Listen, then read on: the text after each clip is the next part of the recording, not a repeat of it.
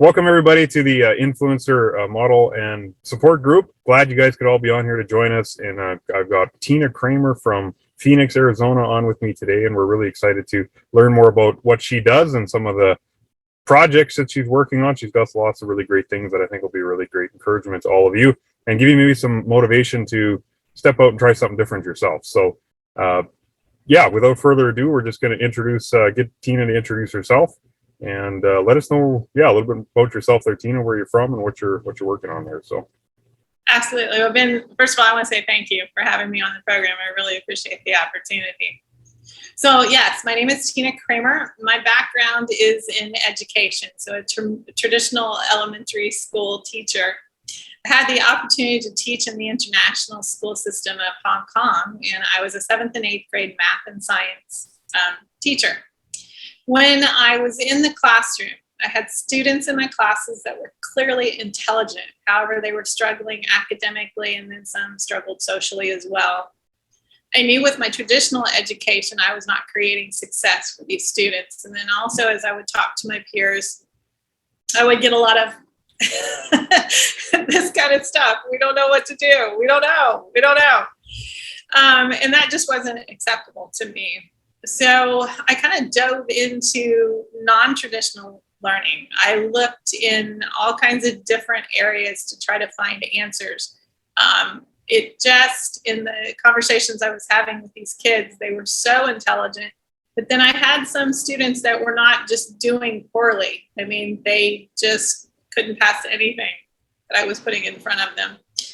And so I really became very determined that I was going to create success for these individuals. And through my research, I literally traveled the world looking at very non-traditional areas.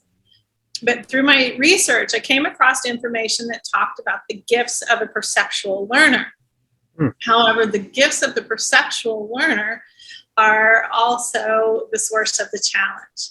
So now I can say I'm referencing or referring to individuals that have learning differences. At that point in time in my career, I was saying disabilities because we had no answers, and it was a disability for them. But based on the information that I found, I put programs together. Touch wood, so excited I have students that are incredibly successful. And it turned into learning differences because I now know that I can help these individuals. So individuals dealing with symptoms related to dyslexia, ADD, ADHD, and the autism spectrum. cool. Wow. And do you work with these individuals kind of like one-on-one, or do you do it online, or is it around the world? So yes, to all the above. Throughout my career, if I can spend time with teachers, I love to sit down and teach and share teachers, because of course they're like I was, in the classroom, and knowing that you're trying so hard to help a student and not creating success for the individual. Yeah. So have presented to schools and teachers around the world. I worked, of course, when the pandemic hit, we were all online. So I was working one online. I have to admit, that's not my favorite. However, still is able to create success for students. And then I'm originally from Indiana. I'm a Midwestern girl, and then small town USA. And I transitioned here to Phoenix, Arizona, which is a huge city. And so now I'm working with families. Because if you see the programs that I teach, while in the traditional school system, these concepts and ideas that I'm teaching aren't taught typically.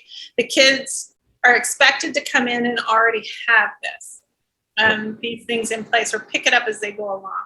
Right. But if I'm dealing with a perceptually gifted individual, their learning needs are different. So I go in and I teach specific concepts. And if I can sit down and work with a family, like that is the best possible way.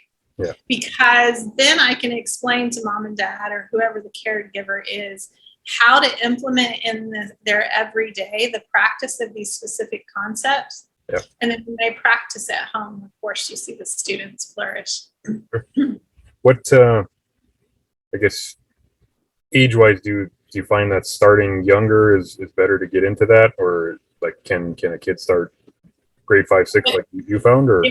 You know, the old saying is you can't teach an old dog new tricks. That's actually not true. Okay. It sometimes does take a little bit longer. So my youngest student was 8 years old. My oldest student was 58. Oh. And it's interesting because as of course, being a teacher, being a classroom teacher in elementary school, I started with younger students because I was just there with them. That's what prompted me, to get to invent and put these programs together. But as I've continued to work over time, adults have found me. And then the adults have said, hey, do you think you could help me? And I'm like, yes, absolutely, I can. And then the other thing that has happened as parents have seen the differences in their children, then the parents will start to open up and say, you know what? I've kind of always had challenges in these areas, but I was in school at a time where, and then they'll end up going through the programs with me as well. Wow. Oh, that's now, one of the things that I hadn't mentioned was when I was in the traditional classroom, I figured out ways to be able to maintain my students' attention. So for the students, the kids used to be like, Miss Kramer, I just squirreled. I don't know what you said. Tell me what I just said. I have no idea, For those moments, I figured out how to be able to bring their focus back. Well, this started me thinking in terms of if I could bring their focus back in the classroom, then there surely had to be a way that I could hold their focus or I could support their focus outside of the classroom. So then I went back to the drawing board and I invented a sound device. Now the sound device is about the size of $50. It's worn like a necklace. And it has an intermittent sound, very low, quite quiet, that you hear every 8 seconds. That literally is doing the same work that I did as a classroom teacher, that it's tapping you on the shoulder. And it's like, hey, where'd you go? Come back. Hey, where'd you go? Come back. Wow. And then same thing as the example I was giving before, in the fact that, of course, I've started out with younger kids. And then as parents have seen the difference it's made in their children, they're like, I'm going to try that. And then I've even got a handful of adults that wear it in the afternoon for that mid-afternoon slump after work where you're like having a hard time, staying on task and getting things done. Yep. When it's worn over time, you see improved focus, improved sense of time management, and overall sense of well-being. Wow. Because we know that learning differences, learning disabilities, if you're still of that thought process, it affects self-esteem across the board. Sure. Wow. So is it like, you just turn it on and automatically makes a sound, or do you have to plug it to your phone or something, or is it? Yeah, no, very simple. So the name of my company is Simple Learning. So I try to keep everything really simple. And so the sound device truly it's on off switch, volume up and down. You turn it on, you turn it off. It's charged in the evening after you've worn it throughout the day, and that's it. That's very cool. Wow. So, and that came through just years of kind of putting all those pieces together, I'm guessing, right? Seeing the need and seeing the tech. And there was a lot of research that went into that, don't get me wrong. But when its original form, when it started, I would ask parents that I was working with, have you tried anything that helps? What's the different therapies that you've done that you've seen positive change or a slight difference in your loved one? Right. And consistently, I would hear sound therapy. Okay. So they would say, we tried this version and there's different versions out there, but we saw a little bit of a difference, or we saw or noticed a change. And then this caused me to start to do research in that area and then come up with it's a specific sound. So our focus actually holds a place in space and time. Okay. And that movement for a perceptually gifted individual affects their focus. It affects how they learn. And that by that sound device, hearing that sound, it brings the focus back in balance with the physical body. Wow. And then the simple explanation is then you can stay on task, you can focus, you can get your work done and learn. That's awesome. Cool. Cool. And development time, like, I mean, to get the, kind of had the idea, but I mean, was it a couple of years to get a product out to people, or did it, because that's a pretty big process right there, I would think, right? Yes, that took some trial and error to get all of that, and then of course had to apply for the patent, so it's patented. So yes, that was a bit of a process. So there's a little more to my story. Sure, go for it. So I was in, like I said, I was in the traditional classroom, and I had students in my classes that were finding challenges, not doing it all well. So as I was doing this research in my private life, all right, so in my marriage, my husband was a very talented engineer. He was an inventor. He worked in research and development. It was a challenging marriage. There were problems, but very early on, I started asking for help, talking to counselors, talking to different types of doctors. And he dealt with issues related to anxiety, had challenges around emotional connection. Yeah. But again, I was in small town USA. He was quite successful at his work. And so then when we would have conversations, people would look at his work and they would be like, and then nobody really had any answers. So when we moved to Hong Kong, usual doctors, searching out the doctors for the anxiety, the ulcers, that type of thing that he dealt with, literally sat down with a practitioner for about 15 minutes. And I said, have you ever considered the fact that you're on the autism spectrum? Now, at that point in time in life, we were referring to high-functioning autism as Asperger's. Yep. Now, the DSM-5 has changed that. Now we say high-functioning autism. So we finally had answers, and now my personal life had crossed my professional life. Yep. And so that was also a big reason, because I have two children that are grown now. My son is 24, my daughter is 20. But at that point in time, I realized they were quite young, and that emotional connection. I mean, my ex-husband was a wonderful man, right, and still is a wonderful man. However, that dynamic of the relationship was a challenge for him and the children and the family. Yeah.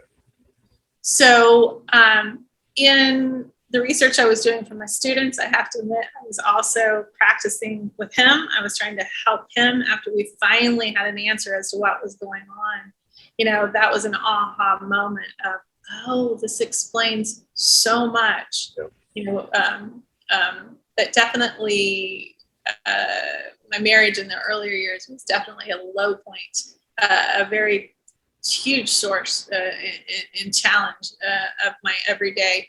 I was very traditionally raised, and you know, you marry for better or worse, and you hang in there. And it was really hard. It was a really hard place for him and I. And so being able to do this type of work, he and I did a lot of work at home and a lot of practicing at home on our own. And a lot of the programs were also developed from my personal experiences in my own family.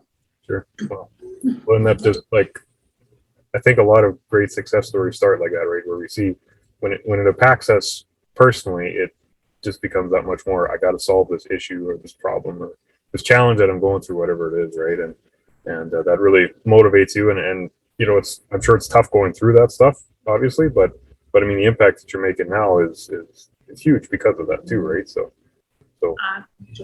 Thank you. I don't want others to have to go through what I went through. And there is so much that we don't know about learning differences. Yeah. And there are so many people out there that, like I was, you know, there was something wrong, but I couldn't get answers.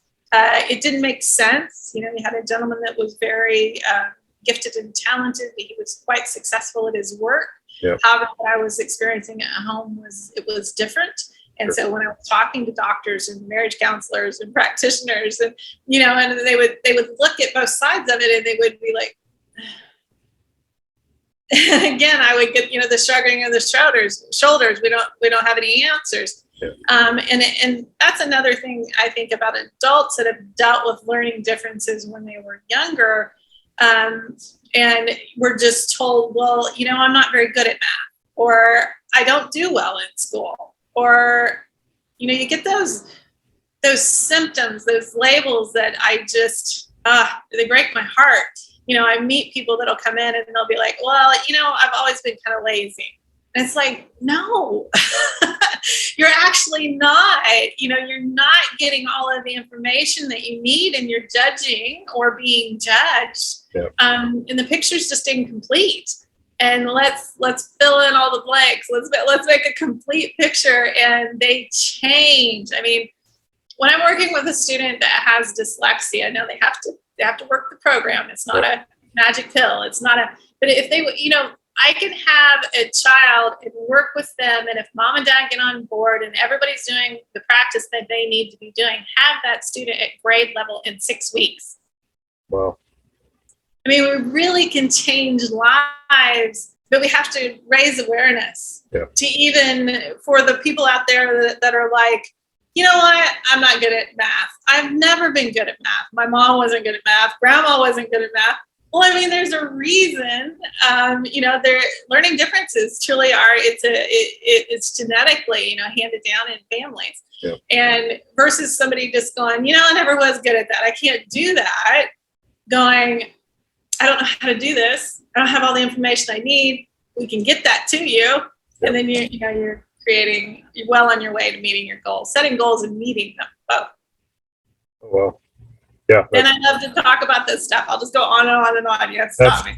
Amazing. I love it. Yeah, that's great. Part of my personal, I guess, goals and ambitions in life is a lot about motivation, inspiration, right? So hearing those stories just like it gets everybody excited, and I love that. So one of the things I was going to ask you about is everybody's kind of got that moment in life where they're like, they want to do something great, or they want to do something kind of big, and there's a decision that gets made and says that, because you could say, no, I'm not going to touch any of this stuff. I don't want to get there. But was there a moment where you kind of just decided that, hey, I want to go after solving these issues for people and helping kids get this focus and stuff like that? Or was there somebody that came up to you and said, you need to help somebody with that? Absolutely. So there was a young lady in my class. Like I said, I taught 7th and 8th grade math and science. I was in an international school in Hong Kong. So they start school 2 years prior to what we do. I'm here in the United States. Sure. And so the students were a bit, younger than what I was used to when I was teaching in the US.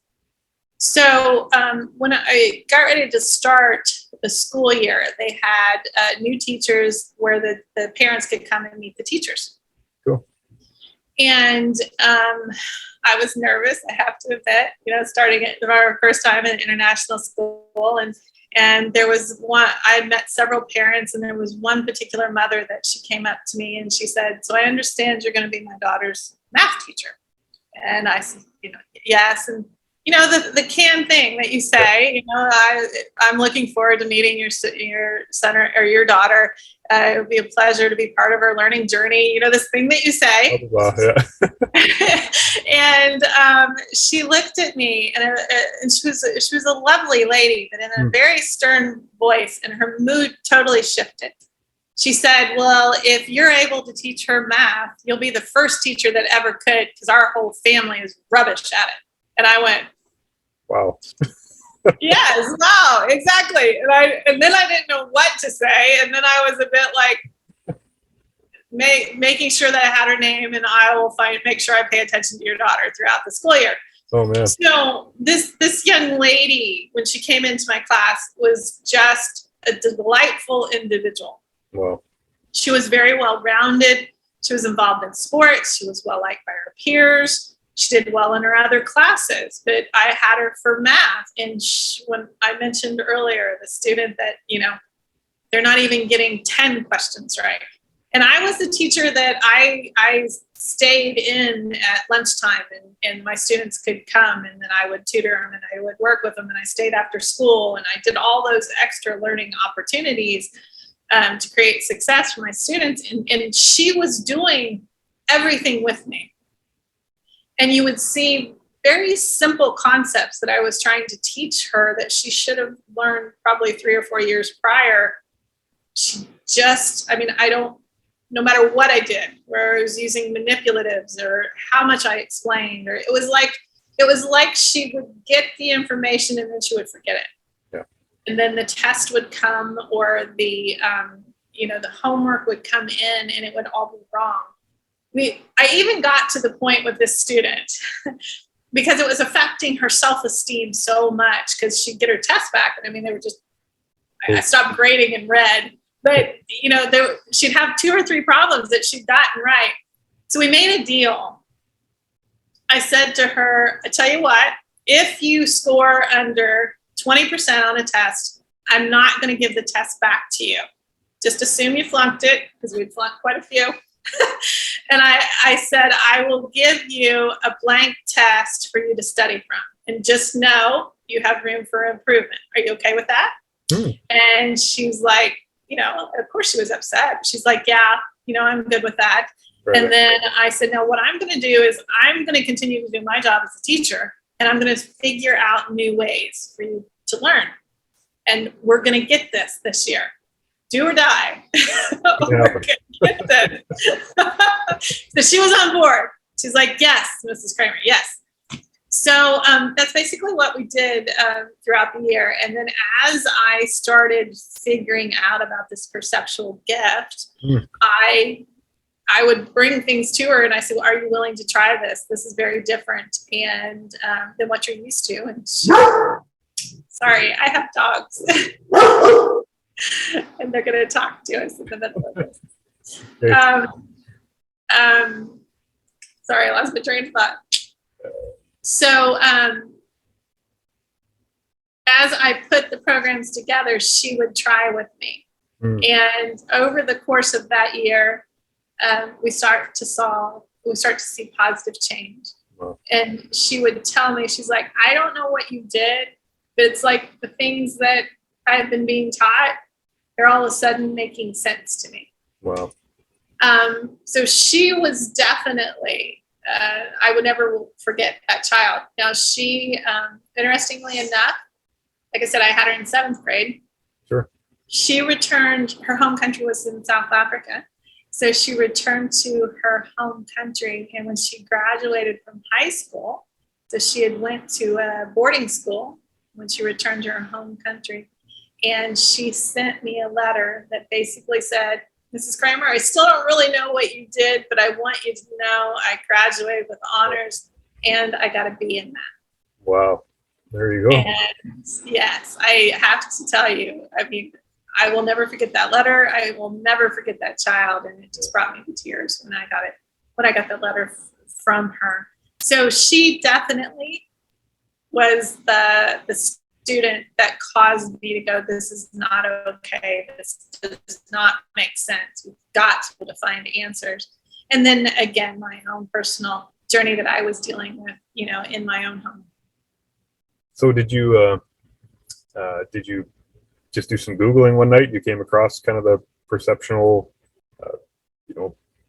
method, or was there somebody that you listened to that kind of brought that to your awareness, or? Yes. So as I did research and I was reading books, I started to see, in engineering and in invention, this perceptual gift that they would talk about the ability to look at things from a different perspective. The other thing is I listen to my students and I let my students lead me. So a lot of times they talk to me about the energy or how they felt. And so then I started looking in non-traditional areas. Who's talking about energy? Who is teaching with success and doing it in a very different way? Yeah. So one of the things that I did was I traveled to New Zealand and I spent time with the Maori healers in New Zealand. Wow. Interestingly enough, yeah. I had to get an okay to be able to attend a traditional healing ceremony. And it was a weekend type thing. So the connection that I had, give me the okay to come. I got there, and when I got there, the elders were not okay with me attending the workshop, and I was refused. Now, I was spending time. I was in New Zealand. I'd been in New Zealand for about 5 months studying myself, and had traveled though 5 hours to get to this retreat. Right. And I noticed in the back of the retreat that there were ladies doing dishes. And I said, will you let me stay if I do dishes? And they reluctantly agreed. Sure. So the first day I did dishes and I listened, but it was the whole workshop was conducted in the Maori language, so I couldn't understand anything that was being said. But after doing that and being willing to humble myself, I finally got to join the group. Well, when I got to join the group, then they still would not speak to me in English. It was all in Maori, but they were the healing process they were actually doing. They were hands-on with what they were doing. So I could get the gist of kind of what was being said and what was going on. And then finally on the last day, I had, I guess, proven worthy. I don't know. They started to talk to me and explain what was actually going on. Wow. One of the things that I took from that was that doing, that hands-on. And it really hit home with me to understand when you have a learning difference and you're in a traditional school system, our students are at a disadvantage just like I was. I couldn't talk. I couldn't understand exactly what was being taught. However, by the hands-on doing part, I was able to figure out. So that gave me the piece of in the work that I do, it needs to be hands-on. I'm working usually with a very creative person, and if I'm working in the hands-on process, they're going to understand better. So do you mind if I give you an example? Awesome. Go for it. Yep. Okay, so I'm going to say the word fruit. Fruit. You just got a picture. Yep. Yeah? Okay. So you and I'm not going to do it because we're going to bore the whole audience, but you and I can sit here and talk about fruit for 10 or 15 minutes, okay? And we can have a very lively, intellectual, good quality conversation. Yeah. Okay, so when I said fruit, what picture did you get? What fruit did you picture? Grapes, actually, the first one that came to my mind, but I like purple. You say grapes? Grapes, yeah. Okay, so for me, I'm in Phoenix, Arizona. So citrus fruit. I mean, people have citruses in their backyard, so I pictured an orange. Yep. You and I could have this conversation for a long period of time and not get the same picture. Right. And even though we're creating understanding for each other, we're still misunderstanding the point. Yeah. So spending time with Maori gave me that piece of what I was putting together. I needed to do it in such a way that the student was creating. Yeah. So we can make sure that we were 98% on the same page versus 80% on the same page. Yeah. Then I went through the training with Cesar Millan. Are you familiar with Cesar Millan, the dog whisperer? Yep, I've seen some of the shows or whatever for sure. Okay, so I went through all of his training. Wow. And paid attention to energy and how our energy affects others. Also paid attention, excuse me, to his teaching techniques and his philosophy. Because, again, we're dealing with an animal and what he gets the dogs to do, and that we don't have language, we don't understand, and then the different, again, hands-on exercises. When you're in his group, you're not sitting and taking notes. So that gave me another piece of the puzzle. Then I traveled to Tucson, Arizona, and there was an equine therapist that was pretty renowned for the work that he did in addiction and just overall therapy, self-improvement, those type of things. And he did all the work with horses. Sure. And again, I was doing. the dogs may start barking here soon. I was doing it throughout that entire workshop. And it made such an impression on me about your identity of self, like who you really are. And one of the things that we know about learning differences, depending on where you are and what your diagnosis is for a learning difference, you almost always will have an incomplete identity of self. Yes, that makes sense. So through the horses and the equine work, then that really helped me to understand about the identity of self, what it means to have an incomplete identity of self, and then what do I do about that? Yeah. How do I help an individual have a self-awareness? And so then that gave me another piece of it. And then, a lot of the work that I do is based too on my students, the questions that they have, the challenges that they run into, and then meeting the needs of the challenges that they have and trial and error. Yeah, that's so cool. I love the way that you kind of, just kind of kept asking questions of yourself. These opportunities kept coming and you could kind of dig into it and once you put all the credentials behind what you're, sometimes what we know is going on, but you put all those other pieces together, that really brings it together. So yeah, and then practitioners that my husband and I saw, through the years in trying to help him. We went to kinesiologists, that were both in China and Hong Kong. Again, very non-traditional approach, very out of the box, in working with them. There is a gentleman here in Phoenix. He has a program that he put together. It's called Rapid Rewire. So the philosophy or the basis for his program is we're born. This is us, okay? And we have our authentic identity. We have who we are intended to be in life. Well, then you're born into this family, and then you've got to put an identity to live within this family. And then we go to school, and there's another identity. And then, of course, we get a job or we get married, and then we add these identities. Well, over time, we get to the point, maybe an old identity that did serve us no longer does. And we're in a new situation where a new identity needs to come in. And then the old identity, and then they run into each other. Sure. And then we get stuck. And then stuck presents as anxiety and depression and stress, and just stuck, not being able to move forward and just being stuck. Well, based on his work, he very quickly can take these old identities, take a look at them, and then internalize them. Wow. So that you're moving towards your authentic self. As we travel our journey through life, we're trying to get back to the person we were originally meant to be, our authentic self. Yeah. And through his work, he very quickly can go through that process. And I hit a point in my own life where I was experiencing exactly what I described. My old identity was no longer serving me. I was moving into a place of extreme stress. I was stuck. I was starting to shut down. And was introduced to this gentleman, Wesley, and went through his programs. And then it made such a huge difference to me personally, I then said, okay, I've got to understand what you're doing.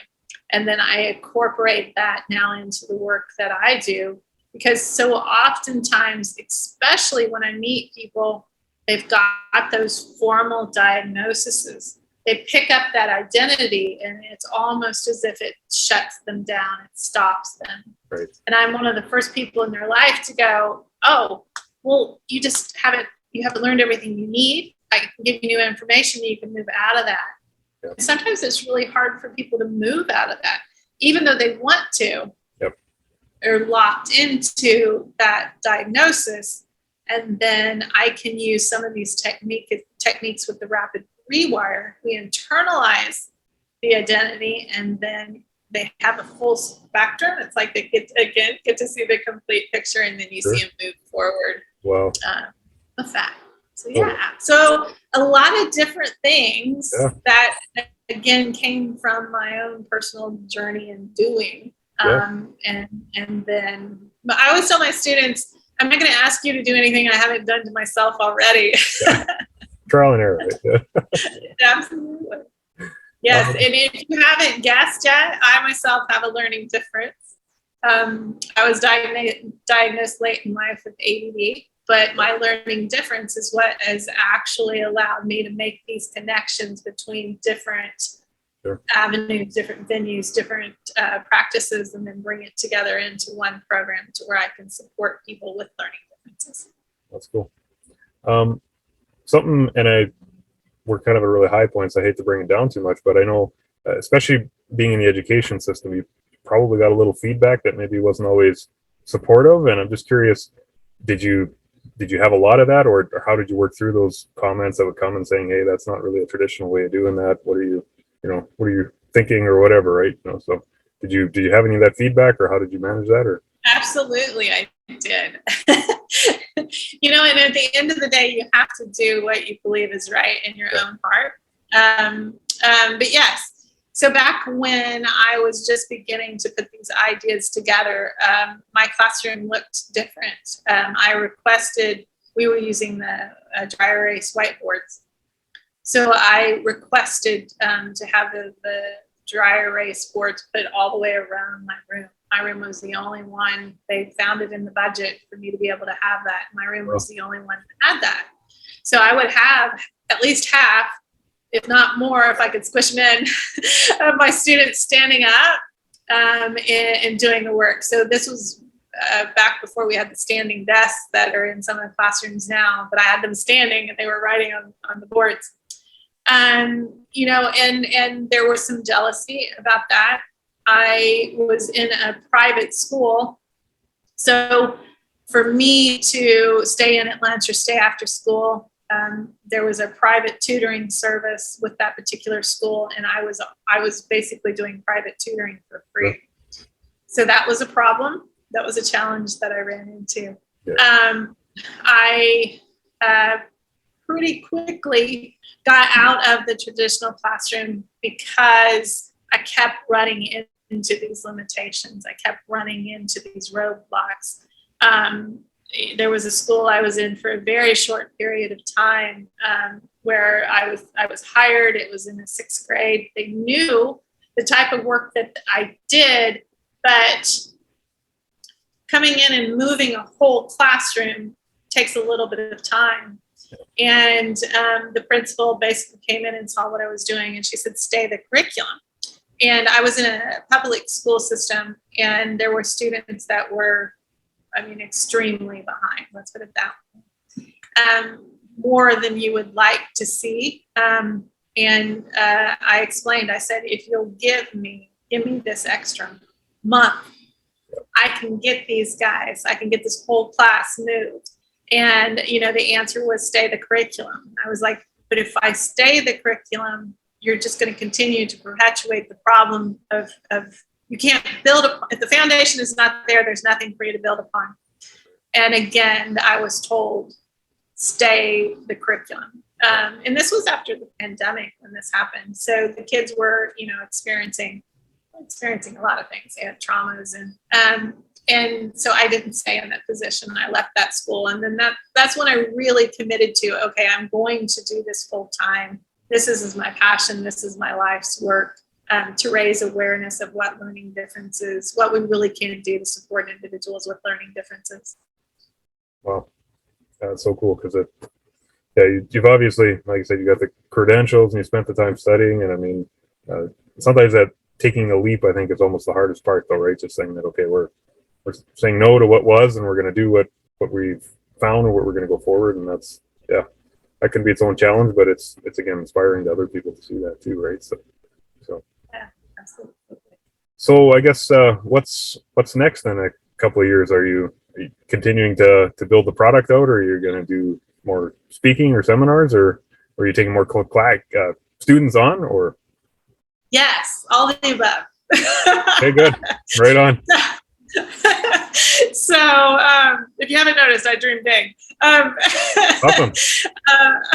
What next steps are, I was talking to you before we started the program, I'm running into these supply chain issues that the world is dealing with. Yeah. So my company is a startup, and the sound devices, I am waiting on my next shipment to come so that I can actually start getting them out there and moving. So continuing to do the private work, working with families. I have a couple different companies that are looking at the work that I do as it's related to engineering and time management. The work that I do makes a huge difference in time management. So I'm looking at time management from a different point of view. It's not simply, it's interesting, I got a clock behind me as I have this conversation with you.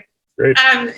So oftentimes, I'm working with individuals that they can tell time, they could pass any test that they were given on time, but that internal awareness of time for them isn't there. So I'm guessing if I asked you and you hadn't looked at your clock, and I said, Ben, can you guess about how long have we been talking to each other? And you would probably say, oh, I don't know, maybe 40, 45 minutes. Sure. So the students that I work with, they don't have that internal awareness. Right. However, the teachers or the corporation or the manufacturer, they don't know that they don't have that. Right. So you run into this problem where, okay, we got to meet this deadline. And everybody goes, yes, we have to meet it. Absolutely. And everybody agrees and everybody says yes. However, then this phenomena happens in this very creative mind to where then that awareness is not there. Right. And then you consistently see deadlines missed, which then, of course, is money lost.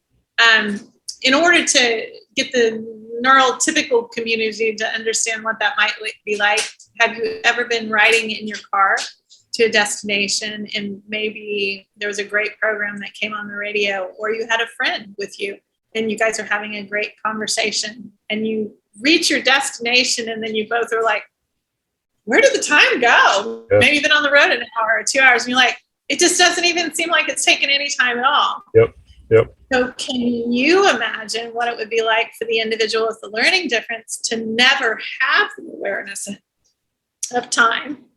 And that feeling that you've gotten while you're traveling on the road is their norm. Yeah. Wow. Yeah. So that can be taught. That awareness, that self-awareness can be taught and created. But the first thing we have to do is have a conversation like I just did with you. Did you notice when I gave you that example and I said it the way that I did, I got a, wow. Yeah. Really? Yeah. And what a huge difference that makes versus just saying, well, they don't have good time management skills. Right. Yeah. That's interesting. I never thought about it because I know generally pain usually expands time and pleasure usually compresses it. But I never even thought about people not being able to naturally do that. So yeah. And to be able to teach it, that's, oof. That's really awesome. Yeah, it's actually called time blindness. There really is a reference or a term for it. But anyway, that you tend to see that in industry, very creative individuals, engineers, inventors. Yeah. So starting to with a couple different companies and specifics of time management and creating order in the workflow. I'll come back to the original question, what's next? And then working with teachers, I really want to be able to set down, like think coming to my kitchen table, you can't see my kitchen, but I'm sitting at my kitchen table right now, and having a group of teachers coming in, like 4 or 5, that we sat down at a kitchen table together. They describe the challenges that they're experiencing because learning difference is on the rise. And it continually will rise per my belief system and the other people that do the work that I do. Yep. And being able to sit down at my kitchen table and me lay all of this out for teachers and them just talk with me. Because most teachers that I deal with are quite passionate about helping students. But we are seeing the teaching environment and change in such a way, especially here in the United States, it's almost as if our teachers' hands are tied. Yeah. And if I can get this work in their hands, it's going to help the students, of course, but it's going to help the teachers as well be able to approach a problem that right now is starting to become quite impossible for our classroom teachers, which is so unfair to them. Yeah. Oh, that's huge, and that's good work because the world really needs, you know, the youth to come forward with strength, right? Because I mean, wherever we go in the world, from especially after a pandemic, and there's going to be lots of changes to come, and having good, strong young people, I think that's it's the only way we're going to be able to go forward. So, and that starts with, you know, our educators. So that's fantastic. So your product, I guess, getting towards the end here, thinking about people if they want to get in touch with you, or maybe if they want to buy I missed the name. Did you have a? So the name of my company is Simple Learning. Right. And I keep what I do very simple. So the name of the company is Simple Learning. Yeah. On Facebook, you're going to find me at Simple Learning LLC. That's my actual business page. Cool.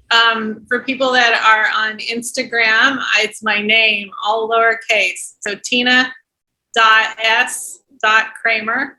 It's Kramer. Okay. Now, my website, I have to say, I'm a startup. I'm a teacher. I'm not a website designer. So my website is a work in progress. So I want everybody to come look at it. Don't judge me. Okay. And you find me there at it's www.simplelearningedu.com. And then just send me a message. I mean, just comment. I would love to just talk. Yeah. You know, I can tailor my answer if I can have a conversation with you and you say, here's what I'm experiencing. Sure. This is what's going on in my life. This is the challenge that I have. And if I can have a conversation with you, and then I can tailor my answer specific to your needs versus me giving you a sales pitch. Sure. And it's going to mean so much more if I can understand the challenges that you're experiencing, and then I can say, oh, okay, yes, and here's how I can help, and here's why it would help, specific to your needs. Yeah, that's so cool. Yeah, and that just ties so much into some of the people in our community, in our Facebook group here, where we're talking about mental health, and I think everybody experiences it on some level. Some people it's quite extreme, and some people it's just getting through the day, right?